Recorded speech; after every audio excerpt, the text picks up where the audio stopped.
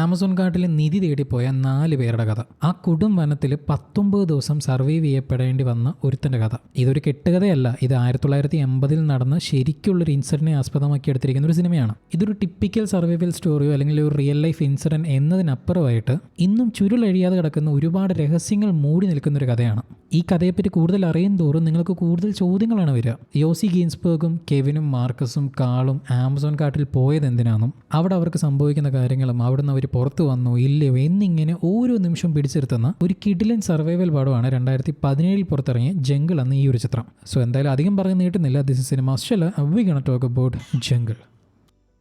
പടം തുടങ്ങുന്നത് തന്നെ നമ്മുടെ നായകനായിട്ടുള്ള യോസി ഗീൻസ്ബർഗിനെ കാണിച്ചിട്ടാണ്. ആളൊരു ഇസ്രേലിയൻ സോൾജർ ആയിരുന്നു, 3 കൊല്ലം ആർമിയിലുണ്ടായിരുന്നു. പക്ഷേ എല്ലാവരെയും പോലെ ഒരു നോർമൽ ലൈഫ് അല്ലെങ്കിൽ ആ ഒരു ലൂപ്പിൽ പെടാൻ പുള്ളിക്ക് താല്പര്യമില്ലായിരുന്നു. ഹൈസ്കൂൾ, യൂണിവേഴ്സിറ്റി, ജോലി, കല്യാണം, കുട്ടികൾ എന്ന് പറയുന്ന ആ ഒരു ജീവിതം പുള്ളിക്ക് താല്പര്യമില്ലായിരുന്നു. He wanted to be different. Actually he wanted to experience the extraordinary. അങ്ങനെ അയാൾ യാത്ര ചെയ്യാൻ തുടങ്ങി. വ്യത്യസ്തമായ സ്ഥലങ്ങൾ, വ്യത്യസ്തമായ ആളുകൾ, അവരുടെ ജീവിത ശൈലികൾ, ഇതെല്ലാം അയാൾ കാണുകയാണ്. അങ്ങനെ ഇങ്ങനെ കറങ്ങി തിരിഞ്ഞ് ഇപ്പം എത്തിയിരിക്കുന്നത് ബൊളീവിയയിലാണ്, അങ്ങ് സൗത്ത് അമേരിക്കയിലുള്ള സ്ഥലം. ഇതിൻ്റെ തൊട്ടടുത്തായിട്ട് വരും മറ്റേ ഒരു ആമസോൺ റെയിൻ ഫോറസ്റ്റും. അങ്ങനെ നായകനും പിന്നെ വേറെ കുറേ ആൾക്കാരെല്ലാം ആ ഒരു ബോട്ടിൽ പോകുന്ന സമയത്ത് ഒരാളും കൂടി ഉണ്ട് എന്നും പറഞ്ഞിട്ട് വേറൊരാൾ കൈ കാണിക്കുന്നു. ഇത് നമ്മുടെ നായകനും കാണുന്നുണ്ട്. എന്നിട്ട് ബോട്ട് തിരിക്കാൻ പറയുന്നു. ബോട്ട് തിരിച്ച് അയാളെ പിക്ക് ചെയ്തിട്ടാണ് ഇവർ പോകുന്നത്. ഇതിൻ്റെ പേര് മാർക്കസ്. ആളൊരു സ്കൂൾ ടീച്ചറായിരുന്നു. ഈ യാത്രകളും അഡ്വഞ്ചേഴ്സും എല്ലാം താല്പര്യപ്പെടുന്ന മറ്റൊരാൾ. അങ്ങനെ അവിടെ വെച്ച് ഇവർ രണ്ടുപേരും പരിചയപ്പെടുകയാണ്. രണ്ടുപേരും നല്ലപോലെ കമ്പനി ആവുന്നു, കൂട്ടാവുന്നു. ദെൻ അവിടെ നിന്നുള്ള ട്രക്കിങ്ങും പരിപാടിയും എല്ലാം തന്നെ ഇവർ രണ്ടുപേരും ഒരുമിച്ചാണ് ചെയ്യുന്നത്. അങ്ങനെ ഒരു ബൊളീവിയയിലെ ഒരു ടൗണിൽ ഇങ്ങനെ കറങ്ങിക്കൊണ്ടിരിക്കുമ്പോഴാണ് അവിടെ വെച്ച് വേറൊരാൾ ഇവർ കാണുന്നത്.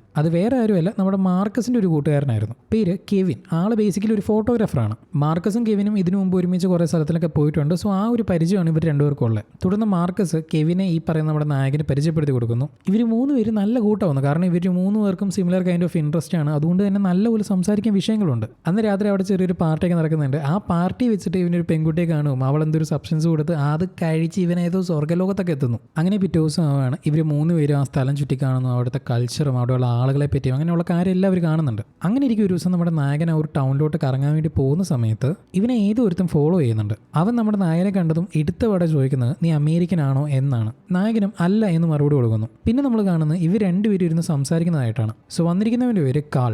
ആൾ ബേസിക്കലി ഓസ്ട്രേലിയയിലുള്ള ഒരു ജിയോളജിസ്റ്റ് ആണ്. വർഷങ്ങളായിട്ട് ഈ ഒരു കാട്ടിനെ പറ്റിയും കാട്ടിലുള്ള ആളുകളെ പറ്റിയും എല്ലാം റിസർച്ച് ചെയ്തുകൊണ്ടിരിക്കുന്ന ഒരാളാണ്. പുള്ളി ആക്ച്വലി 2 ദിവസം കഴിഞ്ഞ് കഴിഞ്ഞാൽ കാട് കയറാൻ വേണ്ടി നിൽക്കുകയാണ്. അതായത് ഈ ആമസോൺ കാടിൻ്റെ ഉള്ളിലായിട്ട് അധികം ആൾക്കാർക്ക് അറിയാത്ത ഒരു ഇൻഡിജീനസ് പീപ്പിൾ അല്ലെങ്കിൽ ഒരു കൂട്ടം ആദിവാസി ജനങ്ങളുണ്ട്. അങ്ങനെ ഒരു കൂട്ടം അവിടെ ഉള്ള കാര്യം വേറെ ആർക്കും അറിയത്തില്ല. അത് മാത്രമല്ല അവിടുത്തെ നദികളുടെ അടിത്തട്ടിൽ നിന്നും നമുക്ക് സ്വർണ്ണങ്ങൾ പോലും കിട്ടാനുള്ള സാധ്യതയുണ്ട്. നിന്നെ കണ്ടിട്ട് ഒരു അഡ്വഞ്ചറസിന് താല്പര്യമുള്ളൊരു പയ്യനായിട്ട് തോന്നിയോണ്ടാണ് ഞാൻ വന്ന് സംസാരിക്കുന്നത്. ഞാൻ എന്തായാലും പോകുന്നുണ്ട്, എൻ്റെ കൂടെ കൂടണമെങ്കിൽ നിനക്ക് കൂടാം. നമ്മുടെ നായകനാണെങ്കിലോ ഈ ആദിവാസി ജനങ്ങളും അവരുടെ ആ ഒരു ലൈഫ് സ്റ്റൈൽ കാണാനും എക്സ്പീരിയൻസ് ചെയ്യാനൊക്കെ ഭയങ്കര ഇച്ചിരി ക്യൂരിയോസിറ്റി ഉള്ള ഒരു ടീമാണ്. സോ ആരും ഇതുവരെ അറിയാത്ത ഒരു കൂട്ടം ആൾക്കാരുടെ ജീവിതം കാണാൻ പറ്റും എന്ന് പറയുന്ന ഒരു കാര്യം ഇവനെ ഭയങ്കര എക്സൈറ്റ് ചെയ്യിച്ചു. ഇവൻ ഈ വിഷയത്തിനെ പറ്റി അപ്പം തന്നെ മാർക്കസിനോടും കെവിനോടും വന്ന് സംസാരിക്കുന്നുണ്ട്. ഗൈസ്, നിങ്ങൾ നാട്ടിലോട്ട് പോകരുത്, ഇത് എക്സ്പീരിയൻസ് ചെയ്യാതെ പോകരുത്. കാരണം ഇതൊരു once in a lifetime experience ആണ്. അയാൾ കുറേ ഫോട്ടോസ് എനിക്ക് കാണിച്ചു തന്നു. അയാൾ അവിടെയുള്ള ആളുകളുമായിട്ട് പരിചയമുണ്ട് അയാൾക്ക്. പിന്നെ ആ ഒരു നദിയിൽ നിന്നൊക്കെ സ്വർണ്ണം കിട്ടും എന്ന് പറയുന്ന പരിപാടിയൊക്കെ ശരിയാണെങ്കിൽ അത് കിടിലമായിരിക്കില്ലേ? യോസി, നീ എന്തേ പറയുന്നത്? ഇതിനു മുമ്പ് പരിചയമില്ലാത്ത ഒരാൾ വന്ന് ഈ കഥകളൊക്കെ പറഞ്ഞാൽ അത് നമ്മൾ തൊണ്ട തൊടാതെ വിഴുങ്ങണോ? അല്ലെങ്കിൽ പരിചയമില്ലാത്ത ഒരാളുടെ കൂടെ നമ്മൾ എങ്ങനെ എന്ത് വിശ്വസിച്ചാണ് ആ കാട്ടിലോട്ട് കയറിച്ചില്ല എന്ന് പറഞ്ഞ് ഇവർ രണ്ടുപേർക്കും അതിനോട് താല്പര്യമില്ല. നായകൻ പറയുന്നുണ്ട്, എടാ എനിക്ക് മനസ്സിലാവുന്നുണ്ട് സിറ്റുവേഷൻ. ശരി, ഒറ്റക്കാരൻ നാളെ കാലിനെ കണ്ട് നമുക്കൊന്ന് സംസാരിക്കാം. നിങ്ങളൊന്ന് സംസാരിച്ച് നോക്ക്. സംസാരിച്ചിട്ട് നിങ്ങൾ കൺവിൻസ് ആയെങ്കിൽ മാത്രം കൂടെ വന്നാൽ മതി. ഞാൻ നിങ്ങളെ കമ്പൽ ചെയ്യുന്നില്ല.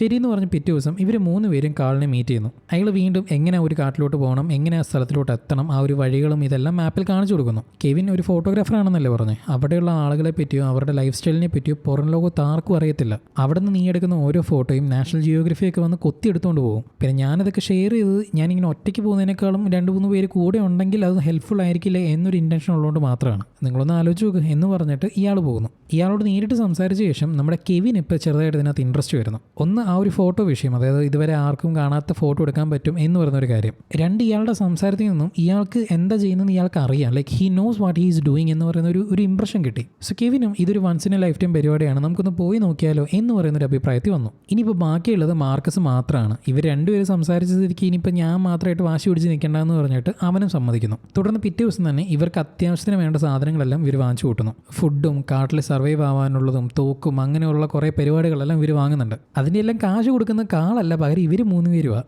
സ്വാഭാവികം, കാരണം ഇവരും പ്രതീക്ഷിച്ചത് ഇങ്ങനെ സംഭവിക്കുള്ളൂ. ഒരു ഒരുപാട് സാധനങ്ങളൊന്നും ഇവർ പാക്ക് ചെയ്യുന്നില്ല. ചെറിയൊരു ബാക്ക് പാക്കിൽ അത്യാവശ്യത്തിന് വേണ്ട സാധനങ്ങൾ മാത്രമേ ഇവർ എടുക്കുന്നുള്ളൂ. കാരണം ഓഫ് കോഴ്സ് ഹെവി ബാഗേജുമായിട്ട് നമുക്ക് ഒരിക്കലും ട്രക്കിംഗ് ചെയ്യാൻ പറ്റത്തില്ല. തുടർന്ന് പിറ്റേ ദിവസം ഇവരിപ്പോൾ ഉള്ള ഒരു ടൗണിൽ നിന്ന് ഒരു പ്രൈവറ്റ് പ്ലെയിൻ എടുത്തിട്ട് ആ ഒരു കാടിൻ്റെ സ്റ്റാർട്ടിംഗ് പോയിന്റിലേക്ക് ഇവർ പോകുന്നു. ഇതിൻ്റെ അപ്പുറത്തോട്ട് ഏറിപ്പോകാൻ ബുദ്ധിമുട്ടാണ്. അതുകൊണ്ട് ഇവിടുന്ന് അവർ ട്രക്കിംഗ് സ്റ്റാർട്ട് ചെയ്യുകയാണ്. കാട് കാണാൻ ഭയങ്കര രസമായിട്ടുണ്ട്. കാരണം ആ ഒരു പ്രകൃതിയുടെ വളർച്ചയെ തടയാനായിട്ട് അവിടെ പ്രത്യേകിച്ച് ഒന്നുമില്ല. ആ കാടിൻ്റെ ഭംഗി ആസ്വദിച്ച് അതിൽ മെസ്മറൈസ് ആയിട്ട് ഇവരെല്ലാം ഉള്ളോട്ട് പോയിക്കൊണ്ടിരിക്കുക. ഈ പ്രകൃതിയുടെ ഭംഗിയും ഭീകരതയും ഒരു ചെറിയൊരു തിൻ ലൈനാണ്. അത് എപ്പോഴാണ് മറികടക്കുന്നതെന്ന് നമുക്ക് പറയാൻ പറ്റത്തില്ല. രാത്രിയാവുന്നു, അതിൻ്റെ ഉള്ളിൽ ചെറിയൊരു തീയെല്ലാം കത്തിച്ചിട്ട് ഇവർ അവിടെ തന്നെ കിടന്നുറങ്ങുക. 4 പേര് അങ്ങോട്ടും ഇങ്ങോട്ടും നോക്കാനുള്ളതുകൊണ്ട് ഇപ്പോൾ വലിയ പ്രശ്നം തോന്നുന്നില്ല. പിറ്റേ ദിവസം അവർ വീണ്ടും കണ്ടിന്യൂ ചെയ്യുകയാണ്. കാടിൻ്റെ ഉള്ളിലോട്ട് പോകും തോറും ഈ മഴയുടെ അളവ് ഇങ്ങനെ കൂടിക്കൊണ്ടിരിക്കുക. ഓഫ് കോഴ്സ് അതൊരു റെയിൻ ഫോറസ്റ്റ് ആണ്, അതുകൊണ്ട് തന്നെ തുടർച്ചയായിട്ട് മഴയുണ്ടാവും. എന്നാൽ മഴയ്ക്കൊരു 2 ആഴ്ചത്തെ ഒരു ഗ്യാപ്പ് ഉണ്ടാകും എന്നാണ് ഇവർ പ്രതീക്ഷിച്ചത്. വെതർ ഫോർകാസ്റ്റ് എല്ലാം നോക്കിയ സമയത്ത് അപ്പോഴാണ് കാള് പറയുന്നത്, മക്കളെ ഇതൊന്നും അല്ല മഴ, ഇത് വെറും ഒരു സാമ്പിൾ. മെയിൻ മഴ പെയ്യാൻ തുടങ്ങിക്കഴിഞ്ഞാൽ നമുക്കിവിടെ നിൽക്കാൻ പോലും പറ്റത്തില്ല. അങ്ങനെ ഇവരും അതെല്ലാം മറികടന്ന് ഉള്ളിലോട്ട് പോവുകയാണ്. ഉള്ളിലോട്ട് പോകും തോറും തന്നെ കാടിൻ്റെ സ്വഭാവം മെല്ലെ മെല്ലെ മാറി വരുന്നു. കാരണം ഓഫ് കോഴ്സ് ഈ കാടെന്ന് പറയുന്നത് ഇവരുടെ സൗകര്യത്തിന് വേണ്ടി നിന്നു കൊടുക്കത്തില്ലല്ലോ. അങ്ങനെ ദിവസങ്ങളുടെ ട്രക്കിങ്ങിന് ശേഷം ഇവർ കുറച്ച് ആദിവാസികളെല്ലാം താമസിക്കുന്ന ഒരു സ്ഥലത്തിലോട്ട് എത്തുന്നു. ഇത് ഇവർ തേടി വന്ന ഒരു ആൾക്കാരല്ല, ഇത് ആ ഒരു കാടിൻ്റെ ഒരു ബോർഡർ ലൈനിലുള്ള ഒരു ചെറിയൊരു ഗ്രാമമാണെന്ന് വേണമെങ്കിൽ പറയാൻ പറ്റും. അങ്ങനെ അന്നത്തെ രാത്രി ആ ജനങ്ങളുടെ കൂടെ തന്നെ ഇവർ സ്പെൻഡ് ചെയ്യുന്നു. ആ കാട്ടിൽ ജീവിക്കുന്നവരുടെ ആ ഒരു ലൈഫ് സ്റ്റൈൽ ഭയങ്കര ഡിഫറൻ്റ് ആണ്. ഇവർ മുമ്പ് കണ്ട രീതിയിലൊന്നുമല്ല. പോരെ തന്നെ കാളിനെ അവിടെയുള്ള കുറച്ച് പേർക്കെല്ലാം മുമ്പ് പരിചയമുണ്ട്. ഈ സ്ഥലവും ഈ സ്ഥലത്തെ ആളുകളുടെ ജീവിതവും ഇതെല്ലാം കണ്ട് ഇവർ 3 പേരും എക്സൈറ്റഡ് ആണ്. അതിലൂടെ ഒഴുകുന്ന നദിയിൽ ഇവർ നോക്കുന്ന സമയത്ത് അവർക്കൊരു ചെറിയ ഒരു സ്വർണ്ണത്തിൻ്റെ തരിയെല്ലാം കിട്ടിയായിരുന്നു. ഒരുപാടൊന്നും ഉണ്ടായിരുന്നില്ല, ചെറിയൊരു തരി. അപ്പോൾ കാൾ പറഞ്ഞ പോലെ തന്നെ ആ ഒരു ഉള്ളിലുള്ള നദിയിൽ സ്വർണ്ണം ഉണ്ടാകാനുള്ള സാധ്യത ഉണ്ടെന്നുള്ളൊരു കാര്യം ഇവർക്ക് ഏതാണ്ട് മനസ്സിലായി. അങ്ങനെ വീണ്ടും ഇവർ കാടിൻ്റെ ഉള്ളോട്ട് കയറി ചെല്ലുന്നു. എന്നാൽ അപ്പോഴേക്കും തന്നെ ഇവർ കയ്യിൽ കരുതിയിട്ടുണ്ടായിരുന്ന ഒരു ഭക്ഷണം ഏതാണ്ട് തീർന്നു കഴിഞ്ഞു. ഇനി എന്തെങ്കിലും കഴിക്കണമെങ്കിൽ ഈ കാട്ടിൽ നിന്ന് തന്നെ ഇവർ കണ്ടെത്തണം. അപ്പം കാള് ഭക്ഷണം കിട്ടി എന്ന് പറഞ്ഞ് തോക്കെടുത്ത് ഒരു കുരങ്ങനെ വെടിവെച്ച് വീഴ്ത്തുന്നു. ഇതിവർ 3 പേരും പ്രതീക്ഷിക്കുന്നില്ല. എസ്പെഷ്യലി മാർക്കസും സൈമണും, ഇവർ 2 പേർക്കും ഇതിനോട് യോജിക്കാൻ പറ്റുന്നില്ല. പക്ഷെ എന്ത് ചെയ്യാൻ പറ്റും, കാട് കയറണമെങ്കിൽ ആരോഗ്യം വേണം, എന്തെങ്കിലും കഴിച്ചേ പറ്റത്തുള്ളൂ. അന്ന് രാത്രി ആ ഒരു കുരങ്ങനെ ചുട്ട് ഇവർ കഴിക്കാൻ തീരുമാനിക്കുകയാണ്. നായകനും സൈമണും ആദ്യം ഒന്ന് ഹെസിറ്റേറ്റ് ചെയ്തെങ്കിലും പിന്നീട് വേറെ വഴിയില്ലെന്ന് മനസ്സിലാക്കി അവരും കഴിക്കാൻ തുടങ്ങുന്നു. പക്ഷെ മാർക്കസിന് അതിനോട് ഒട്ടും യോജിക്കാൻ പറ്റാതെ അവന് വേണ്ട, ഞാൻ കഴിക്കുന്നില്ല എന്ന് പറഞ്ഞ് അവൻ കഴിക്കാതിരിക്കുന്നു. പിറ്റേ ദിവസം ആവുന്നു, യാത്ര തുടരുന്നു. ഇവരും കാളിനെ ഫോളോ ചെയ്ത് അയാൾ കാണിക്കുന്ന വഴിയിലോട്ട് തന്നെ അയാളുടെ പിന്നാലെ പോവുകയാണ്. പക്ഷെ ഒരു പോയിന്റ് കഴിഞ്ഞപ്പോൾ മാർക്കസ് അവിടെ തളർന്ന് വീഴുന്നു. എന്നതാ വിഷയം എന്ന് പറഞ്ഞ് അവൻ്റെ ഷൂ ഊരി നോക്കുമ്പോഴാണ് അവൻ്റെ കാലിൻ്റെ പാദം മൊത്തം ചുവന്നിരിക്കുന്നു. ഈ കാട്ടിക്കൂടെ നടന്ന് മുറിഞ്ഞ് ജീർണിച്ച് അത് ഭയങ്കര ഇൻഫെക്റ്റഡ് ആയിട്ടുണ്ട്. നേരെ ചൊവ്വേ നടക്കാൻ പറ്റാതെ അവൻ ഭയങ്കര ബുദ്ധിമുട്ടുന്നുണ്ട്. ഇവൻ്റെ ഈ ഒരു ബുദ്ധിമുട്ട് കാരണം ഇവർക്ക് മുന്നോട്ട് വേഗം നടക്കാൻ പറ്റാതെയാവുന്നു. ഈ വിഷയത്തിനെ പറ്റി കെവിനും നായകനും ഇരുന്ന് സംസാരിക്കുന്നുണ്ട്.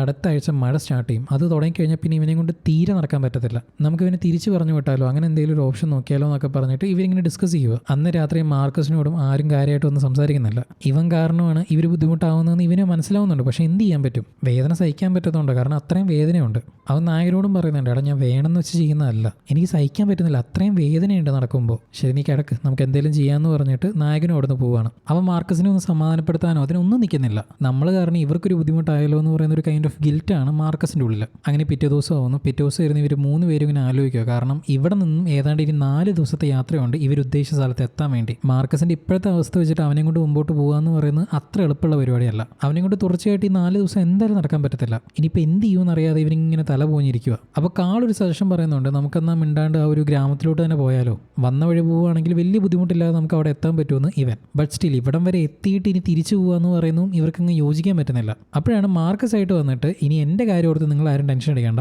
എൻ്റെ പേരും പറഞ്ഞ് ഇനി ബാക്കിലോട്ട് പോകണ്ട, ഞാൻ നടന്നോളാം. അപ്പോഴാണ് കെവിൻ ഒരു ഐഡിയ പറയുന്നത്, നമുക്ക് ഈ നടക്കുന്നതിന് പകരം ഈ നദി ഉപയോഗിച്ച് ഒരു റാഫ്റ്റ്, ഒരു ചങ്ങാടം പോലെ ഉണ്ടാക്കി ഈ നദിയുടെ ഒഴുക്കിനനുസരിച്ച് പോയി കഴിഞ്ഞാൽ നമുക്ക് ഈ ചുറ്റി വളഞ്ഞു പോകുന്നതിനേക്കാളും എത്രയും എളുപ്പം നമുക്ക് അപ്പുറത്തോട്ട് എത്താൻ പറ്റും. പക്ഷെ കാൾ അതിനോട് യോജിക്കുന്നില്ല. ഇല്ലില്ല, അത് ശരിയാവില്ല, അത് ഭയങ്കര റിസ്ക് ആണ്, നമുക്ക് നടന്നു തന്നെ പോയാലേ പറ്റത്തുള്ളൂ. അതിന് കെവിനും, കാളെ ഞാൻ പറയുന്നൊന്നും കേൾക്കുക, എനിക്ക് റാഫ്റ്റ് ഹാൻഡിൽ ചെയ്ത് ശീലമുണ്ട്, എന്നെ കൊണ്ട് പറ്റും, ഈ കാട് മൊത്തം നടക്കുന്നതിനേക്കാളും എത്രയോ ബെറ്റർ ഓപ്ഷനാണ് ഈ നദി. ഇതിനോട് യോജിക്കുന്ന ഒരു കൈപൊക്കെന്ന് പറയുമ്പോൾ ഇവർ 3 പേരും കൈപൊക്കുന്നു. അതുകൊണ്ട് തന്നെ കാളിനും എതിർക്കാൻ പറ്റുന്നില്ല. സോ ഇവരെല്ലാവരും കൂടെ ചേർന്നിട്ട് ആ റാഫ്റ്റ് ഉണ്ടാക്കാനുള്ള സാധനങ്ങൾ കളക്ട് ചെയ്യുന്നു. അതിൻ്റെ ഇടയിൽ നമ്മുടെ നായകന് ഒരു നീറ് പോലെ ഒരു ഉറുമ്പ് വന്നിട്ട് കടിക്കുന്നുണ്ട്. അത് കടിച്ച ഉടനെ ഇവന് ഭയങ്കരധികം വേദനിക്കുന്നു. സാധാരണ ഉറുമ്പ് കടിക്കുന്നതിനേക്കാളും ഭയങ്കര വേദന. ഇത് സാധാരണ മാവിലും പ്ലാവിലും കാണുന്ന നീറല്ല, ഇതൊരു പ്രത്യേകത ഒരു ഉറുമ്പാണ്. ഇതിനെ ഫയർ ആൻസ് എന്ന് പറയും. തീ ഉറുമ്പ്, പേര് പോലെ തന്നെ. ഒന്ന് കടിച്ചു കഴിഞ്ഞാൽ നമുക്കിങ്ങനെ പൊള്ളലേറ്റ പോലെ ഭയങ്കരധികം വേദനിക്കും. ഈ കാട്ടിൽ ഇതുപോലെയുള്ള 100,000 ഡേഞ്ചറസ് ആയിട്ടുള്ള വിഷയങ്ങളുണ്ട്. അങ്ങനെ ഇവരും കുറേ കഷ്ടപ്പെട്ടിട്ട് ആ ഒരു ചങ്ങാടം പോലൊരു സെറ്റപ്പ് ഇവരും ഉണ്ടാക്കുന്നു. അതിനെ വെള്ളത്തിലോട്ട് ഇറക്കുന്നതിന് മുമ്പ് കാൾ ഒരു കണ്ടീഷൻ വെക്കുന്നു. കെവിനെ പറയുന്നതുകൊണ്ടൊന്നും തോന്നരുത്, നിനക്ക് ഈ ഒരു റാഫ്റ്റിനെ പറ്റിയൊക്കെ അറിയായിരിക്കാം, പക്ഷേ ഈ കാടിനെ പറ്റി നദിയെപ്പറ്റിയും എനിക്കാണ് അറിയുന്നത്.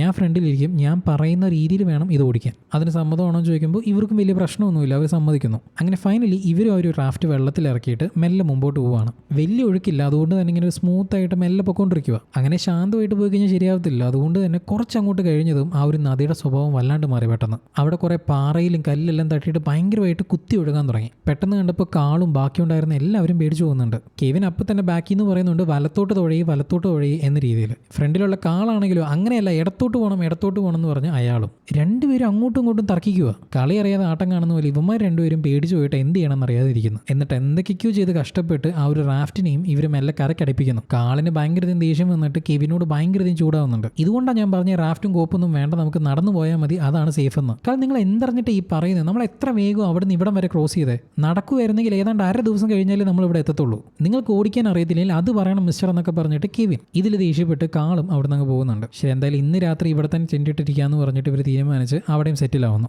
അപ്പോഴാണ് നമ്മുടെ കെവിൻ നായകനോട് വന്ന് പറയുന്നത്, എടാ നീ ശ്രദ്ധിച്ചായിരുന്നോ, അയാൾ നദിയുടെ ഒഴുക്ക് കണ്ടതും പേടിച്ചുപോയി. അയാൾക്ക് വെള്ളം പേടിയാ, അയാൾക്ക് നീന്താൻ അറിയത്തില്ല, അതുകൊണ്ടാണ് അയാൾ ഇത്രയും കിടന്ന് ടെൻഷനായത്. അളിയാ ഞാൻ ചുമ്മാ പറയുന്നതല്ല, എനിക്ക് ഈ റാഫ്റ്റ് നല്ലപോലെ ഹാൻഡിൽ ചെയ്യാൻ അറിയാം. നടക്കുന്നതിന് പകരം ഈ നദിയിലൂടെ പോയി കഴിഞ്ഞാൽ നമുക്ക് എത്രയും പെട്ടെന്ന് അപ്പുറത്തോട്ട് എത്താനും പറ്റും. കെവിൻ പറയുന്നതിനോട് നായകൻ യോജിക്കുന്നു. പക്ഷേ വല്ലാതെ പേടിച്ചിരിക്കുന്ന മാർക്കസിന് അതങ്ങ് സമ്മതിച്ചു കൊടുക്കാൻ പറ്റുന്നില്ല. ഇൻഫാക്ട് ഇവനെയും കൂടെ ആലോചിച്ചിട്ടാണ് ഇവർ ഇങ്ങനൊരു പ്ലാൻ പോലും ഇട്ടത്. സോ ഇവനും ഇനി പേടിയാണെന്ന് പറഞ്ഞു കഴിഞ്ഞാൽ എന്ത് ചെയ്യുമെന്ന് അറിയാതെയാണ് ഇവരെല്ലാം ഇരിക്കുന്നത്. അവിടെ കെട്ടിയതിൽ ഇവരിവിടുന്ന് പോകാൻ വേണ്ടി നിൽക്കുന്ന സമയത്ത് നമ്മുടെ കാള് പറയുന്നുണ്ട്, ഞാനില്ല ബ്രോ, നിങ്ങൾ 3 പേരും ഈ നദിയിൽ പോക്കും, ഞാനില്ല, ഞാൻ നടന്നേ പോകുന്നുള്ളൂ. കാൾ എന്ത് പിള്ളേരെ പോലെ, ഇനിയിപ്പോൾ ഞാൻ സോറി പറയാത്തതിനാണെങ്കിൽ സോറി എന്ന് പറഞ്ഞ് കെവിൻ. ഹേയ് ഇത് അതുകൊണ്ടൊന്നുമല്ല, എനിക്കതിനകത്ത് വരാൻ ബുദ്ധിമുട്ടുണ്ട്, അത്രമാത്രം. നിങ്ങൾ അതിൽ പോക്കൂ, ഞാൻ നടന്നു വന്നോളാം, എനിക്കതാണ് കംഫർട്ടബിൾ. ഇങ്ങനെ ഇയാൾ പെട്ടെന്ന് ഇങ്ങനെ പറഞ്ഞതും ഇവർക്ക് ഇപ്പം എന്ത് ചെയ്യണമെന്ന് അറിയുന്നില്ല. ഇയാൾ ഇല്ലാതെ പോകാനും ബുദ്ധിമുട്ട്, ഇയാൾ പറഞ്ഞ പോലെ നടന്നു പോകാനും ബുദ്ധിമുട്ടാണ്. കെവിൻ നായരെ കൺവിൻസ് ചെയ്യുന്നുണ്ട്, എടാ ഈ റിവറിലൂടെ പോകുന്നതാണ് നമുക്ക് ഏറ്റവും ബെറ്റർ ഓപ്ഷൻ. എടാ എനിക്ക് മനസ്സിലാവുന്നുണ്ട്, പക്ഷെ കാളില്ലാതെ എങ്ങനെ പോകാൻ പറ്റും? മാത്രമല്ല മാർക്കസിനെ എന്ത് ചെയ്യും? ഇയാൾ അങ്ങോട്ട് വരുമെന്നല്ലേ പറഞ്ഞത്, നമുക്ക് വേണമെങ്കിൽ മാർക്കസിനെ അയാളുടെ കൂടെ വിടാം. അതിന് മാർക്കസ് അയാളുടെ കൂടെ പോകത്തില്ലല്ലോ, നമ്മൾ പോകുമെന്ന് പറഞ്ഞാൽ നമ്മുടെ കൂടെ അവനും വരത്തില്ലേ, ഞാൻ അവനോട് പോയി സംസാരിക്കാം എന്ന് പറഞ്ഞിട്ട് നായകൻ വന്ന് മാർക്കസിനോട് സംസാരിക്കുന്നു. എടാ കെവിൻ പറയുന്നത് അവൻ ഈ നദിയിലൂടെ തന്നെ വരാം എന്നാണ്. കാളില്ലാണ്ടോ? അവൻ അങ്ങനെ പറയുന്നത്. നിനക്കറിയാലോ ഇവൻ്റെ സ്വഭാവം വെച്ച് ഇവനെ ഒറ്റയ്ക്ക് വിട്ട് കഴിഞ്ഞാൽ ഒട്ടും ശരിയാകത്തില്ല. സോ നമ്മളിൽ ആരെങ്കിലും ഒരാൾ അവൻ്റെ കൂടെ പോയേ പറ്റത്തുള്ളൂ. ഞാൻ ആലോചിക്കുന്നത് നീയും കെവിനും കൂടെ ആ ഒരു റാഫ്റ്റിൽ പോകും, ഞാനും കാളും നടന്നു പോവാം. എടാ ഇല്ലടാ, എനിക്ക് ആ റാഫ്റ്റിൽ പോകാൻ പേടിയാണ്, ഞാനില്ല. ശരി, ഞാൻ കാലിൻ്റെ കൂടെ നടന്നു വന്നാലോ, അത് ഓക്കെയാണോ? അയ്യോ ഷോർ, നീ അതിന് ഓക്കെയാണോ? നിനക്ക് കാലിൽ നടക്കാൻ പറ്റുമോ? സാരില്ലടാ, ഞാനത് മാനേജ് ചെയ്തോളാം എന്ന് പറഞ്ഞ് മാർക്കസ് കാലിൻ്റെ കൂടെ പോകാമെന്ന് പറഞ്ഞ് സമ്മതിക്കുന്നുണ്ട്. അങ്ങനെ ഇവർ 4 പേര് 2ആയിട്ട് സ്പ്ലിറ്റ് ആവുന്നു. കാളും മാർക്കസും നടന്നിട്ടും അതേപോലെ തന്നെ കെവിനും യോസയും ഈ പറയുന്ന റാഫ്റ്റിലും വരാൻ തീരുമാനിക്കുന്നു. തുടർന്ന് കെവിനോട്, എടാ ഈ ഒരു പോയിന്റിൽ നിന്ന് നിങ്ങൾ സൂക്ഷിക്കണം, ഇതിൻ്റെ അപ്പുറത്തോട്ട് നിങ്ങൾ പോകരുത്, കാരണം ഇവിടുന്ന് അങ്ങോട്ട് നല്ല അടിയൊഴുക്കുണ്ടാവും. ആ കുത്തൊഴുക്ക് തുടങ്ങുന്നതിന് തൊട്ട് മുമ്പായിട്ട് റൈറ്റ് സൈഡിലായിട്ട് ഒരു ചെറിയൊരു കരയുണ്ട്, ഒരു ബീച്ച് പോലെ ഒരു ഓരമുണ്ട്. ആ ഒരു സ്ഥലത്തിലോട്ട് നിങ്ങൾ പെട്ടെന്ന് തന്നെ റാഫ്റ്റ് മാറ്റണം, ഇല്ലെങ്കിൽ വെള്ളത്തിൻ്റെ ഒഴുക്കിൽ നിങ്ങൾ വിട്ടുപോകും. ഇങ്ങനെ ആ ഒരു നദിയെപ്പറ്റിയുള്ള കാര്യങ്ങളെല്ലാം നമ്മുടെ കാള് ഈ പറയുന്ന കെവിന് പറഞ്ഞു കൊടുക്കുന്നു. അപ്പോൾ 3 ദിവസം കഴിഞ്ഞ് അപ്പുറത്ത് നമുക്ക് ഒരുമിച്ച് കാണാം എന്ന് പറഞ്ഞ് ഇവർ 4 പേരും 2ആയിട്ട് തിരിയുന്നു, 2 വഴിക്ക് പോകുന്നു. കെവിനും നായകനും ആ ഒരു റാഫ്റ്റ് യൂസ് ചെയ്ത് ആ ഒരു നദിയുടെ ഒഴുക്കിൽ ഇങ്ങനെ മെല്ലെ പോവുക. ഇടയ്ക്ക് ഒരു ഒഴുക്ക് കൂടും, പാറയും കല്ലൊക്കെ വരുന്ന സമയത്ത് ഇവർ അതിനെയെല്ലാം മറികടന്ന് മെല്ലെ ഫ്രണ്ടിലോട്ട് പോകുന്നു. വിചാരിച്ചതിനേക്കാളും എത്രയോ വേഗത്തിൽ അവർ ആ ഒരു സ്ഥലം ക്രോസ് ചെയ്യുകയാണ്. പൊതുവെ GPS ഒന്നും ഇല്ലാത്ത കാട്ടിൽ നദിയാണ് നമ്മുടെ GPS. River leads to life എന്നാണ് പറയുക. But that very river can end your life, അതും ഒരു ഫാക്ടറാണ്. അങ്ങനെ കെവിനും നായകനും ആ ഒരു റാഫ്റ്റിൽ തന്നെ കുറേ ദൂരം അവർ ക്രോസ് ചെയ്യുന്നു. കെവിൻ നന്നായിട്ട് തന്നെ ആ ഒരു റാഫ്റ്റിനെ ഹാൻഡിൽ ചെയ്യുന്നുണ്ട്. അതുകൊണ്ട് തന്നെ ഇവന് വലിയ ജോലിയൊന്നുമില്ല, ഇവൻ അതിൽ തന്നെ കിടന്ന് ഉറങ്ങുക. അപ്പം ഉണ്ടാ കാൾ അന്ന് പറഞ്ഞ ആ ഒരു സ്ഥലമുണ്ടല്ലോ, ആ സ്ഥലത്തെത്തി. പെട്ടെന്ന് നിന്ന് നിപ്പിൽ ആ ഒരു നദിയുടെ ഒഴുക്കിൻ്റെ സ്പീഡ് കൂടി. പെട്ടെന്ന് തന്നെ ഇവർ 2 പേരും ആ റാഫ്റ്റിനെ കൺട്രോൾ എടുക്കാൻ നോക്കുന്നുണ്ട്. പക്ഷേ ഒഴുക്കിൻ്റെ ശക്തി കാരണം ഇവർക്കത് കൺട്രോൾ ചെയ്യാൻ പൂർണ്ണമായിട്ടും പറ്റുന്നില്ല. കാള് പറഞ്ഞ ഒരു കരയോരം പോലെയുള്ള ഒരു ഭാഗവും കാണുന്നുണ്ട്, അങ്ങോട്ട് അടുപ്പിക്കാൻ നോക്കുമ്പോൾ പറ്റുന്നില്ല. ഇവരതിനെയും ക്രോസ് ചെയ്ത് ഫ്രണ്ടിലോട്ട് പോവുകയാണ്. പോയി അവസാനം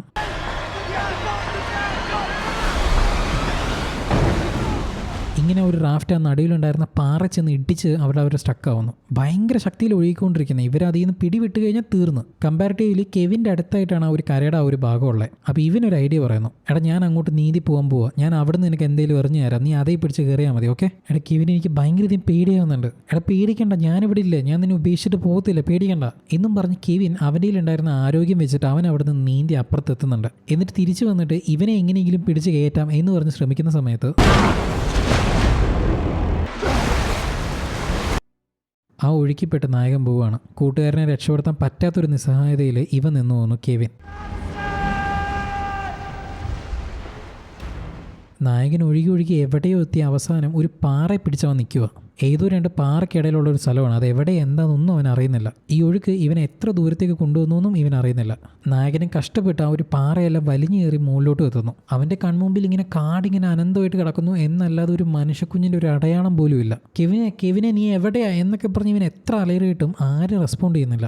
സമയം പോവുകയാണ്, രാത്രിയാവുന്നു. ഒരു പാറയ്ക്കിടയിൽ പേടിച്ചവനിരിക്കുക. കാരണം ഇത്രയും വലിയൊരു കാട്ടിൽ ഇവൻ ഒറ്റയ്ക്ക് വിട്ടുപോയിരിക്കുക. എന്താ ഏതാ എങ്ങനെ ചെയ്യേണ്ടത് ഒന്നും അറിയാതെ. അവിടെ കെട്ടിയതിൽ രാവിലെ ആവുകയാണ്. രാവിലെ അവൻ വീണ്ടും ആ ഒരു നദിയുടെ അങ്ങോട്ട് ചെല്ലുകയാണ്. എത്തി വലിഞ്ഞ് നോക്കുമ്പോൾ ഇവന്മാരുടെ കയ്യിലുണ്ടായിരുന്ന ഒരു ബാഗ് അവിടെ വെള്ളത്തിൽ ഇങ്ങനെ പൊങ്ങിക്കിടക്കുന്നു. ഉടനെ തന്നെ നായകനും ആ ഒരു വെള്ളത്തിലോട്ട് എടുത്ത് ചാടി ആ ഒരു ബാഗും കൈക്കലാക്കുന്നു. അതിനകത്ത് 2 പാത്രവും 2 തുണിയും അതേപോലെ തന്നെ ഒരു മാപ്പും മാത്രമേ ഉള്ളൂ. അവൻ വീണ്ടും കെവിൻ എന്ന് പറഞ്ഞ് അലറി അവിടെ മൊത്തം അന്വേഷിക്കുന്നു. പക്ഷെ ഒരു രക്ഷയില്ല. ആരും പ്രതികരിക്കുന്ന പോലെ ഒരു സൂചന പോലും ഇല്ല ആ കാട്ടിൽ. തുടർന്ന് കെവിന് വേണ്ടി അവൻ അവിടെ ഒരു ചെറിയൊരു കുറിപ്പ് എഴുതി വെച്ചിട്ട് അത് നനയാത്ത പോലെ വെച്ച ശേഷം അവൻ അവിടുന്ന് വീണ്ടും മുമ്പോട്ട് പോകുന്നു. ഇൻഫാക്ട് മുമ്പോട്ടാണോ പിമ്പോട്ടാണോ അത് എങ്ങോട്ടാണെന്ന് പോലും ഇവൻ അറിയുന്നില്ല. അങ്ങനെ പിറ്റേ ദിവസം ആവുന്നു. പിറ്റേ ദിവസം രാവിലെ അവൻ നടക്കുന്ന സമയത്താണ് മരത്തിന്റെ ചോട്ടിലായിട്ട് എന്തോ പഴവർഗ്ഗം കിടക്കുന്ന പോലെ അവൻ കാണുന്നത്. മുകളിലോട്ട് നോക്കിയപ്പോൾ അവിടെ ആ മരത്തിൽ കായ്ച്ചു നിൽക്കുന്നുണ്ട്. വിശന്നിട്ട് കണ്ണ് കാണാൻ പറ്റാത്തതുകൊണ്ട് അവൻ അപ്പം തന്നെ മരത്തിലോട്ട് വലിഞ്ഞു കയറി അത് പറിക്കാൻ നോക്കുന്നു. അപ്പം ഉണ്ടോ മരത്തിലൊരു പൊത്തിനകത്ത്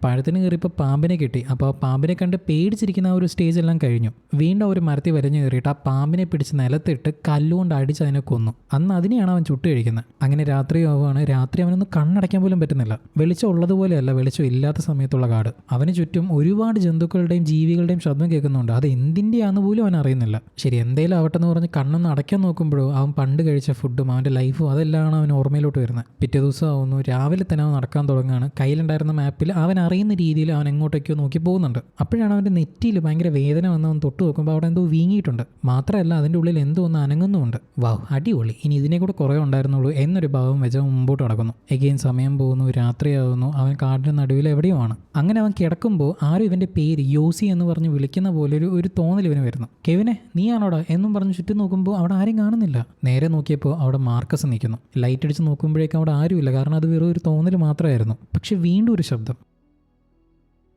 നോക്കുമ്പോൾ എന്തോ പുലിയോ ചീറ്റയോ അങ്ങനെ എന്തോ കണ്ട് അവൻ്റെ മുമ്പിൽ നിൽക്കുന്നുണ്ട്. ഇവൻ തീ വെച്ച് പേടിപ്പിക്കാൻ വേണ്ടി നോക്കി തിരിയുമ്പോഴേക്ക് അവിടെ അതിനെ കാണാനുമില്ല. അവിടെ അങ്ങനെ ഒരു പുലി ഉണ്ടായിരുന്നോ ഇല്ലയോ എന്നൊന്നും അറിയുന്നില്ല. പിറ്റേ ദിവസം ആയപ്പോഴേക്ക് തന്നെ അവൻ്റെ തലവേദന ഭയങ്കരമായിട്ട് കൂടുന്നു. നെറ്റിന്ന് അത് ഭയങ്കര തറച്ച് കയറുന്ന പോലെ ഒരു തോന്നൽ അവന് വരിക. തൊട്ട് നോക്കിയപ്പോഴേക്ക് അത് വീണ്ടും വീങ്ങിയിരിക്കുക. അപ്പോൾ അവൻ കയ്യിലുണ്ടായിരുന്നൊരു മൂർച്ചയുള്ള സാധനം വെച്ചിട്ട് അത് കീറി അതിൻ്റെ ഉള്ളിൽ നിന്ന് അത്യാവശ്യം വലുപ്പമുള്ള ജീവനുള്ളൊരു പുഴുവിനെ അവന് കിട്ടുന്നു. ഒന്ന് ആലോചിച്ച് നോക്കാൻ പോലും പറ്റുന്നില്ല. കാരണം അത്രയും വല്ലാത്തൊരു അവസ്ഥയാണ് ഇതൊക്കെ.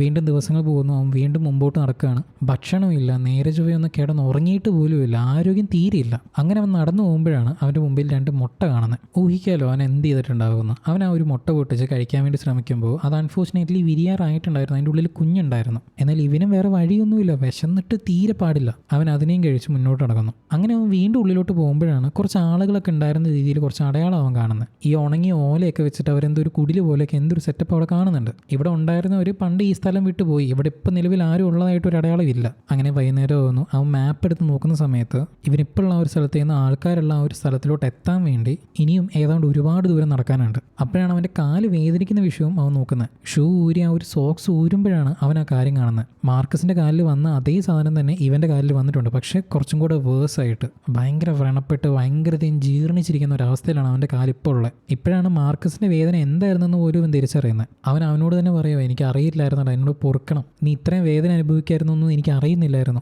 ഞാനൊരു കോഴയാണ്, നിന്നെ പറ്റിച്ച് എനിക്കിത് വേണം, ഞാനിത് ഡിസേർവ് ചെയ്യുകയാണെന്നൊക്കെ പറഞ്ഞിട്ട് അവനെ തന്നെ പഴിക്കുന്നു. കാരണം മാർക്കസിന് ഇത് ആദ്യം വന്ന സമയത്ത് ഇവന്മാരാരും തന്നെ അവൻ്റെ വേദനയുടെ അവസ്ഥ ആലോചിച്ചില്ല.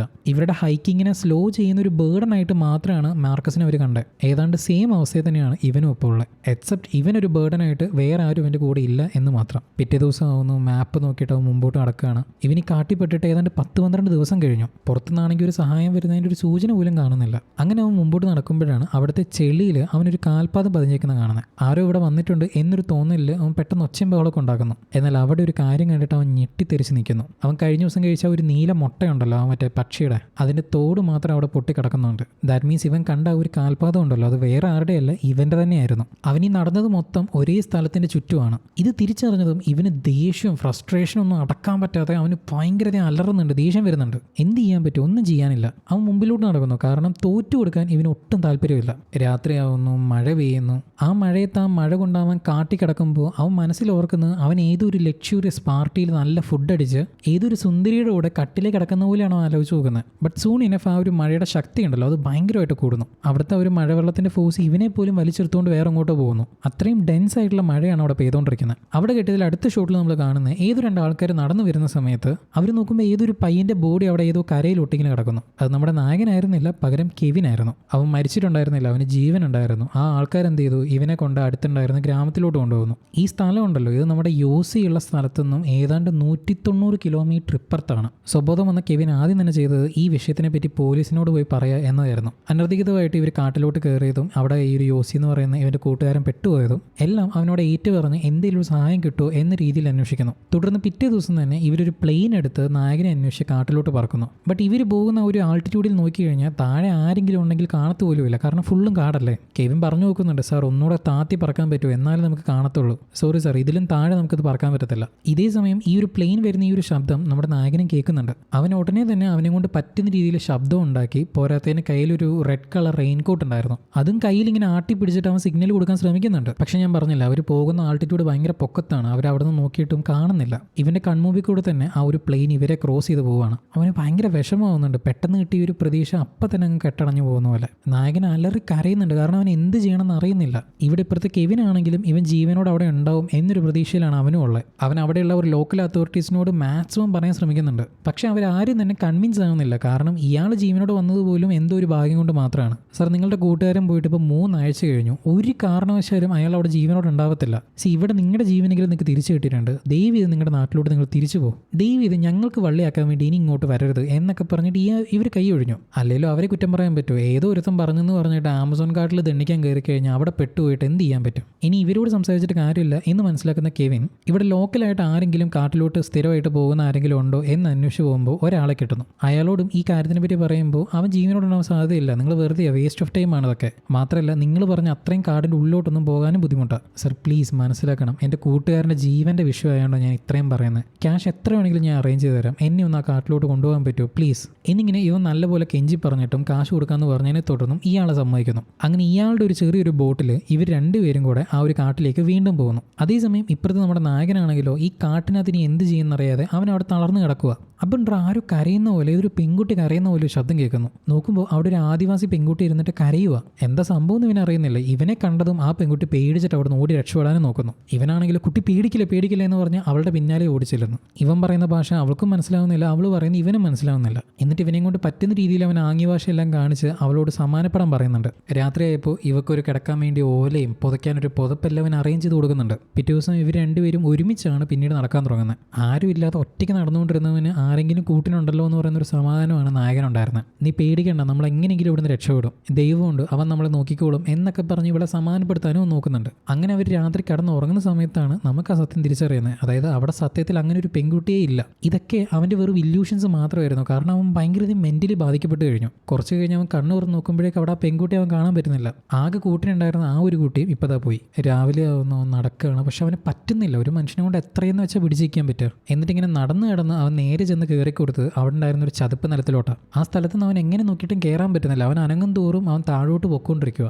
ആകെ ഉണ്ടായിരുന്ന കുറച്ച് ആരോഗ്യം പോയിട്ട് അവൻ അവിടെ തന്നെ മയങ്ങി വീഴുന്നു. ബോധം വരുന്ന സമയത്ത് കൈ എത്തുന്ന ദൂരത്തുണ്ടായിരുന്ന ഒരു ചെടിയെ പിടിച്ചിട്ട് അവൻ കയറാൻ നോക്കുന്നു. ഭാഗ്യം കൊണ്ട് അവനെ കൊണ്ട് അത് പിടിച്ച് വലിച്ച് കയറാൻ പറ്റുന്നുണ്ട്. അങ്ങനെ ഇവനും അതിൽ നിന്ന് പുറത്തു വരുന്നു. പക്ഷെ അവിടുന്ന് ഒരു ഇഞ്ച് അനങ്ങാൻ അവനെ കൊണ്ട് പറ്റുന്നില്ല. അവൻ്റെ ശരീരത്തിൽ ഒരു തരി എനർജി ഇല്ല. കുറച്ചു നേരം കഴിഞ്ഞപ്പോൾ അവന് ബോധം വരുന്നുണ്ട്. പക്ഷേ ഇങ്ങനെ ഇവൻ ഇവിടെ കിടന്നു കഴിഞ്ഞാൽ ഒരു സഹായം കിട്ടത്തില്ല. പ്ലെയിനിൽ വരുന്നവർക്ക് അറ്റ്ലീസ്റ്റ് കാണാൻ ഭാഗത്തിനെങ്കിലും ഇവൻ കിടക്കണം. തൊട്ടടുത്തായിട്ട് പുഴ ഒഴുകുന്ന ശബ്ദം കേൾക്കുന്നുണ്ട്. അപ്പോൾ അങ്ങോട്ട് എങ്ങനെയെങ്കിലും എത്താം എന്നൊരു തീരുമാനം അവൻ എടുക്കുന്നു. പക്ഷേ എങ്ങനെ പോകും? ഒന്ന് എഴുന്നേക്കാനോ ഒന്ന് നടക്കാനോ ഉള്ള ആരോഗ്യം പോലും ഇവനില്ല. അപ്പോഴാണ് തൊട്ടടുത്തുണ്ടായിരുന്ന മരത്തിൻ്റെ ചില്ലയിൽ ഇവനെ തുടക്കത്തിൽ കടിച്ച ഒരു ഫയർ ആൻസിൽ ആ ഒരു നീറ്, ആ ഉറുമ്പിൻ്റെ കൂടല്ല അവൻ കാണുന്നത്. നിരങ്ങി വലിഞ്ഞ് അതിൻ്റെ അടുത്തോട്ട് അവൻ ചെല്ലുന്നു. എന്നിട്ട് അവൻ ഷർട്ടും ബനിയനും ഊരുമ്പോൾ അവൻ്റെ ശരീരം കാണുന്നുണ്ട്. മോനെ, ഡ്രസ്സ് ഉള്ളതുകൊണ്ട് നമ്മൾ ശ്രദ്ധിക്കാത്തത്. അവൻ്റെ ശരീരം എല്ലാം പോയി അവൻ മെലിഞ്ഞുണങ്ങിയ പരുവത്തിലായി. എന്നിട്ട് അവൻ ആ ഒരു ചെടിയെ പിടിച്ച് കുലുക്കിയിട്ട് ആ നീറ് മൊത്തം അവൻ്റെ ദേഹത്തോട്ട് കയറ്റാൻ നോക്കുന്നു. ആ കയറിയതെല്ലാം തന്നെ ഇവനെ കടിക്കാനും തുടങ്ങുന്നു. ആ വേദനയിൽ, ആ കിട്ടിയ അഡ്രിനാലിനിൽ അവൻ അവിടെ നിന്ന് ഓടി അങ്ങ് ഫ്രണ്ടിലോട്ട് പോകുന്നു. ആ നദി ഒഴുകുന്ന ആ ഒരു ശബ്ദം കേൾക്കുന്ന ആ ഇടത്തിലേക്ക്. വിചാരിച്ച പോലെ തന്നെ ഇവനും ആ ഇടത്തിലോട്ട് എത്തുകയാണ്.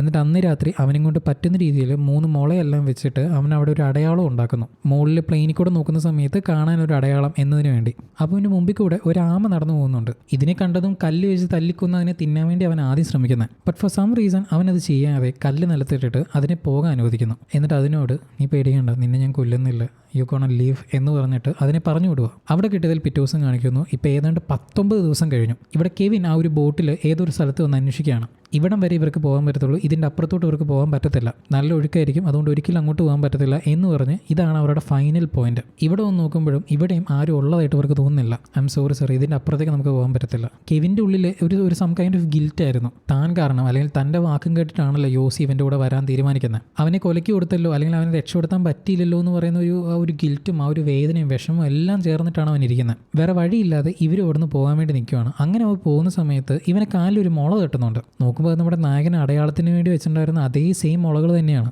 ഇവർ നിൽക്കുന്നതിൻ്റെ തൊട്ടപ്പുറത്തായിട്ടാണ് ബോധമില്ലാണ്ട് നമ്മുടെ നായകൻ കിടക്കുന്നത്. ഇവരുടെ ബോട്ട് അവിടുന്ന് പോകുന്ന ശബ്ദം കേട്ടിട്ടാണ് നായകൻ എഴുന്നേക്കുന്നത്. എഴുന്നേറ്റപ്പോൾ അവരെ ഒന്ന് വിളിക്കാനുള്ള ഒരു ശബ്ദം പോലും അവൻ്റെ തൊണ്ടയിലില്ലായിരുന്നു.